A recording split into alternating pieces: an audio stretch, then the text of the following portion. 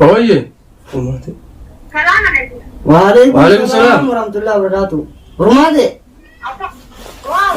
Wayyo alhamdulillah. Rumate nagee qabda? Maal jettee? Nageuma qabdaa injii fayyuma qabdaa? Fayyaa qabatu fayyaa qabatu. Yaa furmaate fayyaadhaan qabaa eessa jirta? Bakkaan jiru nan gaafatu miti. Obboleessa kee yakkaa fi gartee yakka jalee ijjee maal jalee ijjee fi duudhaadhaan. Baleetiti ya qaali waan siin jau. Dhuga isin nu malees yoo murna qabaatte yoo kaa'u gartee nu malees yoo saayibban qabaatte nu malees yoo nama gaggaarii qabaatte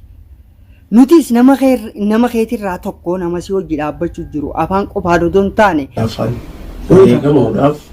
qophiidha. Caala. Gaafii ati gartee na gaafatte saniin si deebisuu fedhe. Furmaateen iccitii san eenyu kanneen fe'attan sun hundinuu garagara. Akkaataa waan san itti argattee jettanii beektaa? Firri furmaateedhaan isa ana siin jee si deebisee beeke. Deebisa harkatti eegan. Namaaf ijoolleedhaan jee. Furmaateen rakkoo mataa isiidhaatiif kan waan kana hunda ba'attee si miti ammallee irra deebi'eetiin jaa. Dhimma kiyyaafi roorrootiyyaaf. Ana ka dhaabbadhumee furmaatee osoo dhaabbadhumee yeroodhaaf akkasii miti dhaabbadhu je'uuniitiitu waan kana hunda hisaabaa ala baasee roorroo daangaa dabartee dhufee isii gubbaa garagalee maqaa namummaarraa baatee maqaa haywaanummaa irratti moggaafamte maqaa haywaanaa baasaniif. Gumaacha nuti gartee qabsoo tana keessa sii gumaachine ni beekta. Guyyaa ati boochee imimmaan sirraa haadnees ni beekta. Guyyaa gartee siif dukkanaa kasiqinaa dhaabbannees ni beekta. Guyyaa abdii kuttee ka abdii si horrees ni beekta. Waa hundaa'u tagartee waliin hidduu teenya jirtu kuma jirtutti haa taatu rabbi waliin nu haa milkeessu. Kam? Furmaatee barbaachisaa jechiisamee qabachuu jirra waan akkanaa akkamii jetta? Assalaamu alaikum warahmatullahi wabarakatuh. Akkam jirtan jaalatamtoota hordoftoota maammee warri taatan marti keessanuu akkasumatti ilmaan Oromoodha kan kiristaana kan islaamaatis warreen biyya keessaatii fi warreen biyya ala jirtan marti keessanuu salaamanni keenya qonnee irraa buqqee lafa jirtanitti sinaa gahu isiniin jechaadha. Alhamdulillah rabbil aalamiin waa hunda keessattuu gaarii fi sharriinis tarabbi biraa dhufte hundumtuu nu gartee gaa milkii deennee fudhanna alhamdulillah rabbil aalamiin. Ta duraan dursaati obboleessi keenya zakkoon jechuudha akka nam tokkotti ilma Oromooti. Hamaallee ta'uu jechuudha addunyaa tanarraa boqote suniif isallee gartee garuu dhumarratti gaa zakkoon shaadaa jeeyaan rabbii waan fedhu hojjeta amrii rabbii keessaas hin seennu sunirratti furmaateen gaa bakka isiin kuttee dhabne isallee hanga ammaan tanaa reefka isaadhaa namni arkees hin jiru ammallee hanga ana akka maammeetti waan kana shakkiidhaan irraa qaba maaliif ji waan takka taragaa baatu ta'iyya keetiin garte ta gurra keetiin dhageessi yoo taate malee hedduu gartee haalli gurbaa kanaa gartee nama shakkisiisa. Gama biraatiin jawaadeenis dhugaadha akka nam tokkotti hamaallee yoo ta'e obboleessa isaati. Garuu jawaadeen bakka tana keessatti zakkoon du'uudhaaf haanillee gartee wanni ta'u nama dhagama abbuma fadheewu taanaan ammoo furmaateen zakkoo ajjeesuudha wanni hedduun ta'iniif. Silaa bakka furmaatee taatu nama biraa taate waan jiruus qalbii keessanii jirti. Maaliif nama fi kana beeke karuma hundaanuu hammeenyaan hin fedhan jechuun furmaateellee gartee akka waan san raawwattu hin feene an akka shaksii nam tokkotti anillee furmaatee waan san godhuu gartee anillee silaa ana taateen irra gammada ture. Suniif kala isaa akkuma gartanitti sodaanneetii miti zakkoo sodaanneetii miti seeraa sodaanneetii miti garuu hedduu haasoo dheeraadha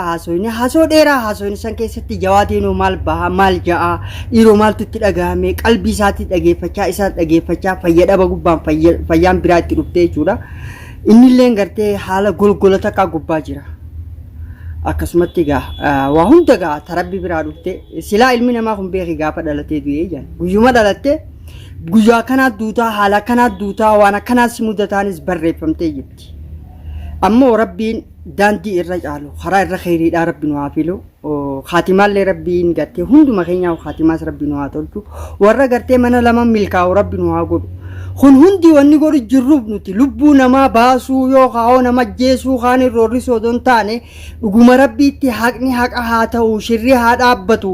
غرين شراتو عنا جلها أولتو يوني بقرتي واني خون حواس خيسا بقاو لقبدي دبمو لقبدي خوني اجنو خياسي اجنو أبا فيتيسيس واني رانتي بين تأمو ما ميني سوداتي واني سوداتن تكن جبتو لبو ربي مبافني أبام فدين باسو جان wanni hedduu gartee xiqqashoo biizii nu godhaanii beeytanii jaalala furmaatee fi gartee jawaadee walii qaban san akkamitti itichinee mataa walii qabnaadha wanni hedduu na rifachiisu jiru na sodaachisu jiru dhugaa qabsoon tun sadarkaa kana deemteeti jaalalti isaanii tun akkamiin lamada walitti deebinee itichinaadha wanni naa mul'atu isinii mul'achuu dhabuudha mala kana wanni nu yaachisu jiru si galtee saniifillee gaa obboleessa keenyallee jajjabeessine haasoo hanga tokko ol baafnee wanni hedduu wajjaasonee ni jirti mariin hedduun goones ni jirti garuu nuti gartee ummata gosa loonii ummata wanniidhaa odoon taane nutis akkuma keessaniin nama hanqinni ni jira ni dhufa dhuga garuu waan takka ugaaniif dhaabbattee ilaaltu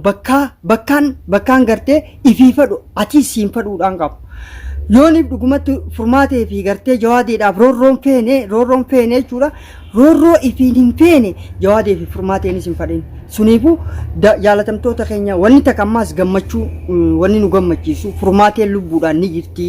dhagahamtee jirti sagalee siidhaatis dhageenye jirra kaleessa nu bilbiltee alhamdulillaahi fayyaan qabatte hedduu takkaan gammadee maaliif telefoonaas eegagalchite achi buuteen si yoo dhabame rakkisaadha jenneeti garuu furmaateellee yoo mul'atte gaa'ii alhamdulillah asumaanillee gartee sagalee furmaatee dhageenye jirra baga gammaddanii baga walumaanuu gammanne akkasi jaalatamtootaa fi hordoftoota kiyya waan gammachuu tanallee ibsachuu barbaadeeti deebisi furmaateen jawaadeen gaa akkuma beeytan bakka jawaadee san namoonni gartee madaala jawaadee madaaluu barbaadan bakka jawaadee san ifkaayaa laalaadha murtiin nama hundaa gosa takkaa miti garuu an akka shaksii nam tokkotti murtii rabbi biraa dhufte sharris ta'e khayris ta'e nin qeebala maaliif qadara waan rabbi murteesse ammoo gammanne sagalee furmaatees dhageenye inshaallah furmaatees gaa hanga ammaatti bootaa jirtu nutti himuu dandeenye nutti himuu didde ammoo namoonni gartee wanni ajaa'ibsiisa ta'u keessaa namoonni wareega kana wajji kafaluu keessatti odeeffannoodhaas isii biraan ga'anii biraas dhaabbatanii utubaa ta'anii ni jiran jechuudha namoonni san guyyaa san warra gartee viidiyoo wajji maraa ture yoo humniti gartee isiirra guddatte yoo hacaasaan zakkoodhaati yoo kadhufu ta'e bira jirra jechuudha garuu furmaateen humniti siidhaa gaffagoodha qabsoon isiin gootuun beekamu ejjennoon siidhaa murtiin siidhaatis gartee hedduu takka nama gartee cicha murannoo fi kutannoo qabu maaliif akkuma gartee iccitii gartee ganaa asii booda iccitii haadha abbaa kiyyattuun himu jette iccitii odoo nam tokkotti nimin tarkaanfii barbaachisu fudhatte haa galatamtu gootaasi leencaasi maaliif isiin zakkoo ajjeesuudhaaf odoo hin taane haqasii falmachuudhaaf dhugaasiidhaa falmachuudhaaf dhugaan goota namni haqa fiidhaan falmanne sareedha jaan namni haqa fiirratti wareegamne gartee sareedha jaan tanaaf isiin dhugumaan gootummaa san kannineef jechuudha siyalte akkasi sagalee isiillee dhageenye jira alhamdulillah rabbil alamin baga gartee isinillee gartee dhageessanii edaga jawaadeen gadhiisee ture jechuudha isin jaa akkasi jaalatamtootaa fi hordoftoota kiyya ammoo rabbiin godhini namtichi zakkoo jaaniin kun yoo tooftaa jijjiirratee lubbuun jiraatee tooftaa jijjiirratee as bee gaagaama guddaatu dhufa gaagaamni guddaan dhufu san anaa sodaate laa hin sodaadhu akkuman kaleessi gee fadhu zakkoon haa jiraatu fadhu aaduu fadhu sasaaboo murni isaati sasaaboo tanan sodaan maaliif lubbuu tana barka baasu rabbii tokkicha yoo dhugaaf hin falmanne maaliif falmatta yoo dhugaadhaaf gartee dhaabbachuu hin dandeenye baratuu namaa mi namooman qabdu sobaaf gartee soba cinaa dhaabbachuu irra dhugaa cinaa gartee guyyaa tokko dhaabbattee gaaddisa dhugaan jiru dhaabbattee yooniif wareegamte addunyaa tanarrattis faaruu qabda rabbi biraa ajiriidha qabda akhiraan teetillee milkiidha maaliif rabbiin gartee gaa kunumaa saadiqiin jee warra dhugaa dubbatu wajji taa'adha ammas gaa dhugumatti gaatee haqaaf dhaabbadhaadha jee wanni rabbiin gartee اعدلوا ربين قرته يوني فحد أبا خيتي أبليس خيتي أبليتي تيتي نما حق أمر تيسو تهادا ورّا مرتي حق آخر نتهادا odoo firaa fi aanaa fi lammii fi yookaan gosaan shanyiidha yookaan saayibaan odoon taane abbaa haqa godhatu haqa isaadhaa kannaaf nama gartee haqaaf dhaabbatu tahaadha warra murtii haqaa kannu tahaadha jedhe suniif zakkoon yooniif lubbuun jiraate ammallee hedduu maal janni beeytanii akkumaan dhiyootan isinii hime ilmi namaa kun uggama daa'e maal jan leenci uggama daa'e jammu qeerrensi uggama daa'e qeerrensi eege gadi qabanii gadi dhiisanii leen jan ammoo bineensi tokko uggaaniif gartee qabamee rakkoo keessa qabame bineensa biraan namatti akkasitti seenaa tan isinii himeetiin jira bar saayibuma kiyya beeyta yeroo mara diigala tokko mana seenee aannan garagalchaa oola buchuma kaasa guddaa kana buchuma yookaan wulidee janii yookaan kaase janiini aannan itti elmanii kaayan irraa dhugee garagalcha akkasi guyyaa tokko dhufee mana keessa qabe beeyta hoggaa mana keessa qabe basichi gartee fiigee ulaatti dhufatee miree kara bahuun dhabnaan itti garagalee jechuun basichi hoggaa itti garagalee namticha hotteedhaan fixeeti hulaa harka isaatiin cufe namtichi jechuudha saayimni kiyyasan hulaa harka isaatiin cufe banuu dhoorkee eega gartee halaakamanii wal gangalchanii dhukkaawan booda hulaa irraa ban akkasitti sababaa sanitti jechuudha lubbuun isaatis baasee basichinis adurreen jechuu adurreenis lubbuu isaa baasee saayimni kiyyaas lubbuun isaadha akkasitti hafte maaliif waan takkan tuffatanii jaan waan takkan tuffatanii jaan suniif qeerrensiinis akkasuma yoo qeerrensi eegee qabdee gadhiifti gambeeti qabnaan numa qabu yoo gadhiifte immoo si halaaka jechuudha saniif wanni zakkoollee dhiiroo du'e moo ni jira moo akkami wanni tun mutaakkidaa jennu sodaannee otoo hin taane if qopheessuudhaaf eegumsa godhuudhaaf namtichi kun ammallee asumaan gartee waan takkatanii jiru furmaate obboleettii teenya qaalii fi gaarii baga falmattee maal falmatte haqa kee falmatte haqa qabda dhugaa hanga namni roorrifamin takka roorrifamte kabajaan ulfinni ati jaalalti siif qabnu yeroo maraahuu tagabbuutuu miti ol kaatu ammoo tagartee waliin gidduu teenya jirtu kuma jirtutti haa taatu rabbi waliin nu haa milkeessu ol baanee gartee nimnu jechuudha galata gartee daawwattoota irraa barbaaduudhaaf ammoo kabajaa sii qabnu san hin dagatin wanni kana jennuufi ammallee nuti eegumsa keetu nu marara ani ni beeyta isinii wal jaalatu tana jaalalatee san tana maatii jaaramee kuni miidhamuudhaatu gartee natti fafa ammoo kanarratti yoomiyyuu taanaan gartee niin dhaabbadhe jee akkumaan dhaabbachuu jiru kanaaf fuulduraasumaan dhaabbadha bakka kalee isaa isin jijjiiramne iccitiiteeti jabeeffadhu bakka si gargaaru nu barbaachisu si cinaa dhaabbanna kophatti sin dhiibnu sin darbinu yoomiyyuu taanaan arrallee eegumsi kee kadur caalaa yoo eeggame malee atilleen ganaa namoota biraati dhuga tarkaanfiilleen hin fudhadha namoota afanis kararraa hin meeseetti dhugaanii meesita san gartee dandeettii ati qabdus ni beenya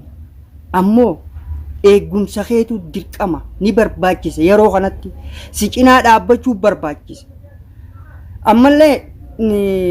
jawaadeelleen waan inni jechuun dandeenye taniin anja'uu jira jawaadeen dhugumatti qabsoo tana keessa wareega guddaa wajji kafalte waan namni gumaachuu hin dandeenye wanni ati addunyaa tanarra jawaadeedhaan ta'in takka hin jirtu yooniif gartee jawaadeen qaqabbanaawellee mush obboleessa isaa jaalala isaatiin si caalchisee odoon taane gocha ta'e kanaatu rifachiise maaliif akka furmaateen tarkaanfii san fudhattu hin barbaanne furmaateen gartee maatii kana keessatti haftee ani gartee naafi isaa walirraa mala anaatu irraa kafala waan jiru takka qaba malee daawwattoonni kiyyalleen akkasin naa hubadha furmaateen ammoo yaada jettu san tasgabbaa'e atilleen tasgabbaa'e gaafiilee takka takka jawaadeen gaafate namni kun balaan takka guggaatti buute akka ta'uu fi akka godhuu fi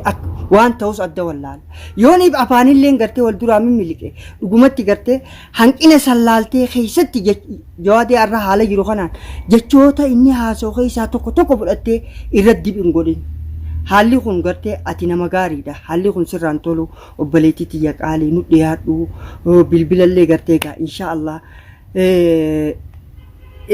akka goote godheetuma nu dhiyaadhu iddoo jirtullee nutti himi inshaallah